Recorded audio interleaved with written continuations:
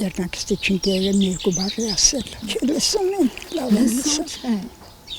Հավիա չէ, ույր բան ասա։ Քեզ խունեղացնում չեն։ Չէ, իմ հարցները, էդ էր պակաս։ Ռոզա տատը շուրջը նայելով ու շշուկով է խոսում հարս կեսուր հակամարտության թեմայի մասին, ոչ թե որ մտածում է, թե հարսը հանկարծ կարող է հայտնվել ծառերի հետևից, լսել ու նեղանալ իրենից։ Չէ, էսեն դեպքը չի, իր հարսը հալալ կաթնակեր է, բայց այդ անտեր սերիալներում այնպիսի հարսների է հանդիպում, որ վախենում է իր շուրջը եղած հարսները հանկարծ չվարակվեն սկեսուր տանջելու ցավով։ Դե հարսներ կա կեսով սպանում են, ամեն ինչ էլ կա, տելևիզոր ցույց են տալի, ամեն ինչ տենում ենք էլի, հանի էս թիվնա, ինչ ասես անում են ասես, այդ մեջ մնա խոսքը, լկսված աղջկեք էլ կան, հարսներ էլ կան, կեսովնի էլ կան, որան մակարդակ են, կարճ յուբկա էլ հակել, կարճ դերա էլ հակել, ինչ կանեին,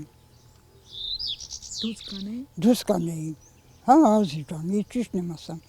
բայց մի ոնց ուզման ինձ էլ հակնումա։ Թվարկածներից ոչ մեկին տատն իրենց գյուղում դսեղում չի հանդիպել, չգիտի էլ, թե այդ որտեղից են նմանակում այդպիսի չար հարսների, բայց սերիալներից ու ընդհանրապես հեռուստաէկրանից ենթադրում է, որ սկեսուր կացնահարող, բարձով խեղդող հարսներ ինչ որտեղ կան, տնից տեղից հեռու, բայց չի հալարի կրկնել, իր հարսները քաշով մին ոսկի են։ Բարձ դրուց դեյանի խեղդեց։ Այդ որտի։ Աչե բանի այդ վարդիկի նոմա։ Կեսուրին խեղդե։ Հա, բարձրացրու խեղդեց։ Դե գազան հարցեր էլ կան, շատ կան։ Բայց ես որ իմ հարցներին բերի, այն էքսանսեղ չկեք ջան, դուք իմ հարցներ չեք, իմ աղջկեկն եք։ Ձեր ձենը եթե մի հարևան, մի մարդ կլսի, երկուսդ էլ կգնա կամ եկը ձեր հորանցում։ Ես այդ հարցը դրի անց առաջին, ինքան գոհեմ հնի, ես շատ գոհեմ իմ հարցներիսը։ Երկար տարիներ երկու հարց մի հարկի տակ ապրել են Ռոզայի հետ, մերու աղջիկ են եղել, կիսել ոչ միայն հացն ու ջուրը, այլև հոգսերը, խորհուրդները, ինքը միշտ ներողամիտ է եղել, գիտակցել, որ օտար աղջիկը անծանոթ միջավայրում նոր մարդկանց շրջապատում է, հենց այստեղ է կարևոր տաք խոսքը, համբերությունը, հասկանալը, սկեսուրը պիտի լինի ինչպես մայր, ոչ թե քննադատ, հարսը ինչպես դուստր, ոչ թե օտար։ Ես իմ հարցներից կարամ դժգոհել, այդքան վաղտ ինձ միցը თუ խոսք ասած չկան իմ հարցները։ Մեր աղջիկն սկեն հետ չլում ինչքան մենք։ Ես ոնց կարամ վատն ասեմ, ես նյաճքս օպերացիա ածա դժվար եմ տենում, ես էլ չի տենում։ Հանի միննելը 100%-անոց չեմ, բայց ամենն չետ հարմարվում են։ Ընտանիքա, մի օր խոսք ուզելի ցալամ, մի օր լավն ալամ, դու խուկա չես համեմատես։ Մեծամասնությունը ոնց ասեմ, որ լավ էլի։ Ես վատ բան չեմ սիրում, որ արտահայտվեմ։ Ես այդ տենց կնիկ եմ, որ վատ բան ես չեմ սիրում, ոչ ընտանեկան, ոչ դրսան, ոչ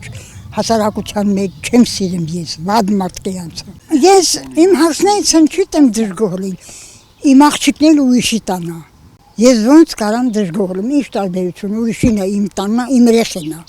Իմ հարցը չի երեխենա։ Ռոզան ինքն էլ չտեսնված հարս է եղել։ Հիշում է, թե ինչպես էր ամուսնու տուն մտնելու առաջին օրվանից ջանում արդարացնել իրեն, չընդհատել, չբարձրաձայնել իր խնդիրները, միշտ լինել հարգալից ու հանդարտ։ Առաջներում հարս լինելը միայն ամուսնանալը չէր, դա դեր էր ավանդական մշակույթ, անգամ պարտականություն։ Ընտանեկան արժեհամակարգում հարսը համարվում էր տան մի մասնիկ, որը պետք է ամբողջապես ձուլվեր այդ ընտանիքին, երբեմն մոռանալով սեփական ցանկություններն ու երազանքները։ Ռոզան ու մեր հերոսուհի տատիկները հիմա դարձել են հիշողությունների պահապաններ, պատմելով իրենց անցյալի փորձը, որն օգնում է հասկանալ, թե որքան երկար ճանապարհ է անցել հայ կնոջ դերը ընտանիքում ու հասարակությունում։ Բայց դե էլի անդրադառնանք տատին, ով կրկնակի սկեսուրի հարս է եղել խնամելու փայլ նաև իր սկեսուրին, այսինքն ամուսնու տատիկին։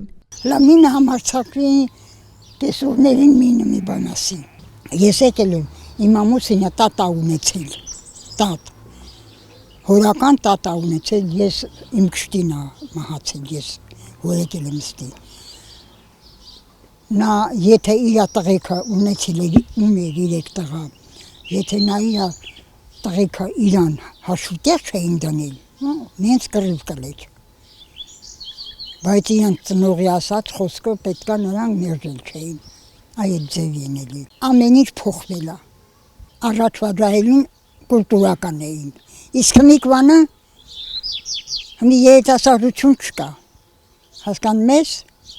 եթե ամուսնացել ես, պետք է մինչև վերջ քո ամուսնությունը տեղ տանես, հասկացար։ Երեխաներն խորհուրդ կտան, որ իրեն զուսպ պահեն, խելոք լինեն, համեստ լինեն, աշխատասեր լինեն,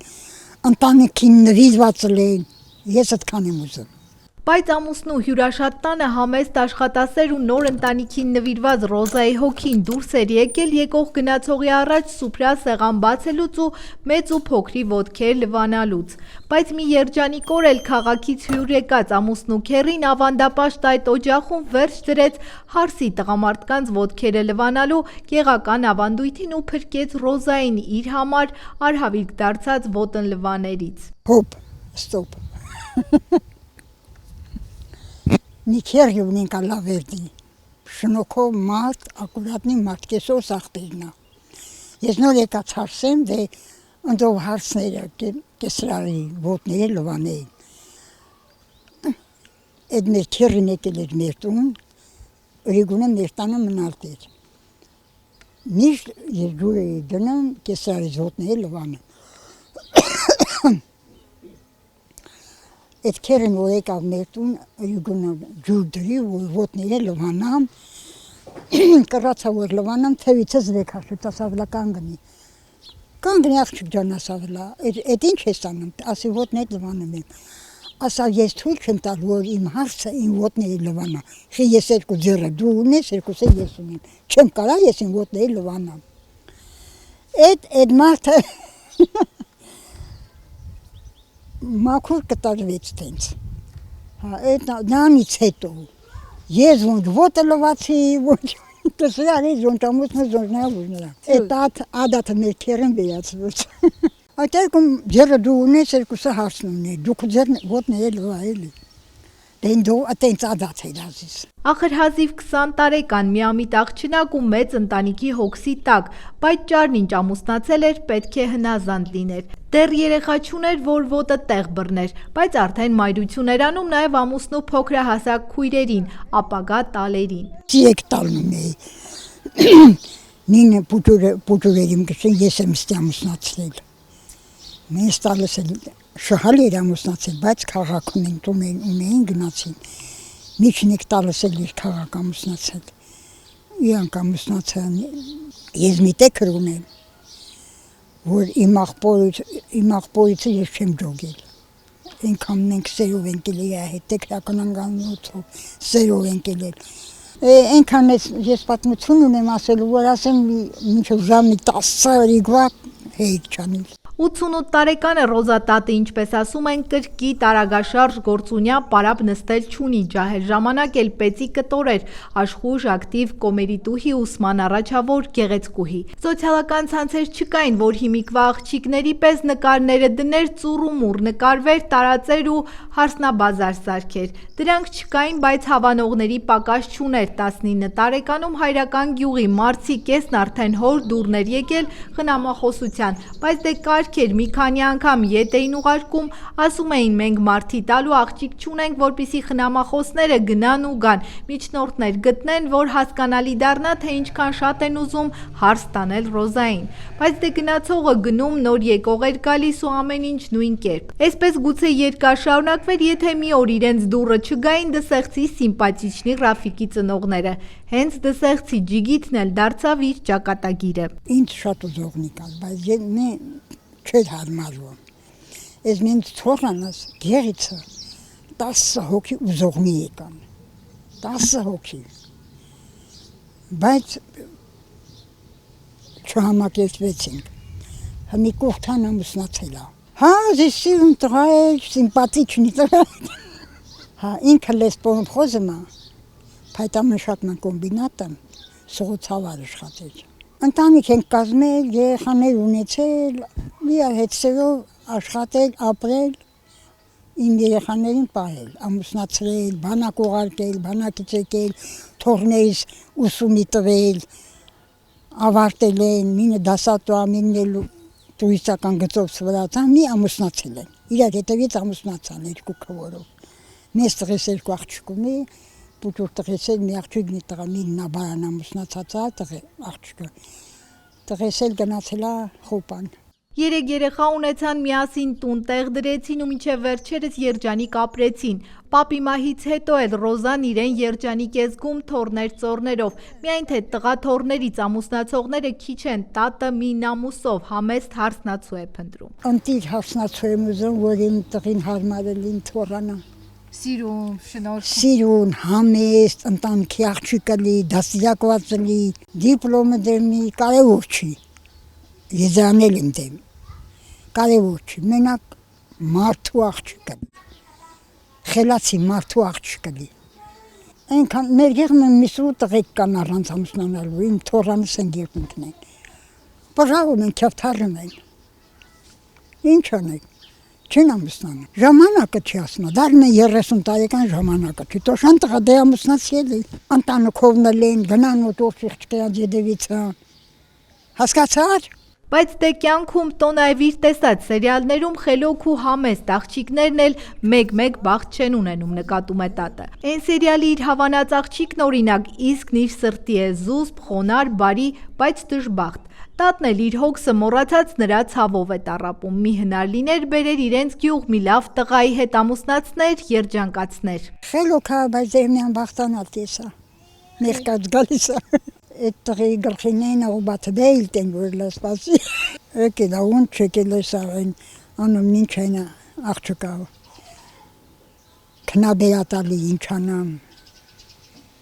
Ոչ հեսակ սկսի էլի, հրիգունը։ Սերիալների հերոսների ողբերգությանը ցավով հետևող տատն իր կողքին ապրող ջահելներին խորհուրդ է տալիս գնահատել ունեցածն ու սիրել այն մի բուռ հողը, որ իրենց կերակրում է։ Քաղաքը քաղցր է, բայց գյուղն ավելի, այն էլ դսեղի նման գյուղը, որ օր-օրի քաղաքի է նմանվում, ասում է տատը, նրանց ովքեր դրսի ճամփան են բռնել, աշխատանք ու ժամանց չլինելու պատճառաբանությամբ։ Գնենք քատակա սենտրիկ քաղեինք։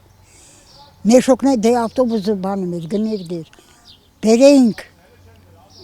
որը օգտագործեինք, գորնե ծախեինք, կատակից քաղեինք, բերենք դաշո, չիմ սոկու բաներ, սինվեիք, ծաղեի տակասին, դիրկելիքներ, քաղեինք, բերեինք։ Ես սովխոզումը 20 տարի շատել եմ, ամեն ինչ էլ արել եմ, կարտոշկա հավաքեինք, խոտ հավաքեինք, ամեն գործել անեինք, եթե ես չէի արել, կարի երեխա պահեմ, տոյն նստեինք, գնենք, սարերը մխոտ վաքեինք, երթելով, պարգալով, ուր այդ հմի,